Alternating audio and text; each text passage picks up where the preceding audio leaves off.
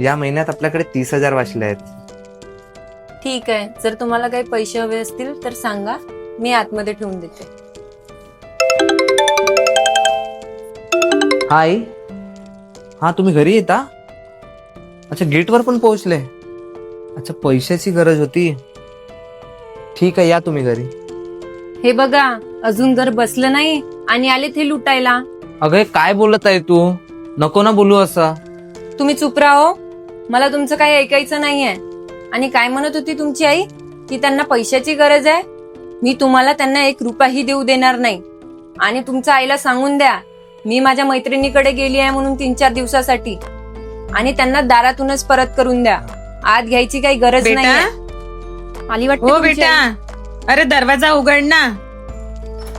हा हा आई, पल्लू तर 3-4 दिवसासाठी आपल्या मैत्रिणीकडे बाहेर गेली आहे. बेटा 5,000ची गरज होती, तब्येत बरी नाही, दवाखान्यात जायचं होतं. 5,000? ठीक आहे, तुम्ही इथेच थांबा, मी आलो. अगं आईची तब्येत खूप खराब आहे, तिला हॉस्पिटल जायला 5,000 पाहिजेत, देऊन दे ना. सरकारी दवाखान्यात करा म्हणा त्यांना इलाज, तिथे फ्री मध्ये होते. आणि त्यांना सांगा की आपल्याकडे पैसे नाहीये म्हणून. आई, सांगायला खूप वाईट वाटत आहे, पण सध्या पैशाची सोय होऊ शकली नाही. अहो जावाई, 2,000 दिले असते तरी मी तेवढ्यातच भागवलं असतं. तुम्ही इथेच थांबा, मी आलो.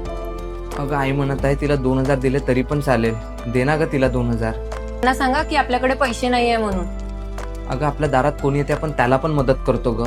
ती तर आपली आई आहे, देऊन दे ना. हे घ्या 500 रुपये आणि परत पाठवा त्यांना. आई, या परिस्थितीत 2,000 तर नाही जमले, पण हे घे 500 रुपये. ठीक आहे जावाई, तुम्ही जे काही दिले तेवढे खूप आहे. निघत आहा का तुम्ही? नाही, म्हणजे माझं म्हणणं आहे की पल्लवी असती तर चहा नाश्ता केला असता. खूप वाईट वाटत आहे ग. सासूबाईला फक्त 5,000ची गरज होती, काय? आणि तुझ्याकडे असून पण तू दिले नाहीस. माझी आई आली होती? तुम्ही सांगितलं का बरं नाही माझी आई आली होती म्हणून? अहो तिला बोलवा ना, तिला जेवण देईन, नाश्ता देईन आणि 5,000 सुद्धा देईन. वा, खूप छान. तुला वाटलं ती माझी आई आहे म्हणून तू तिला दारातून हकलत होतीस, आणि जेव्हा आता तुला कळलं की ती माझी नाही तुझी आई होती, तेव्हा तू आता तिचं सर्व करायला तयार आहेस.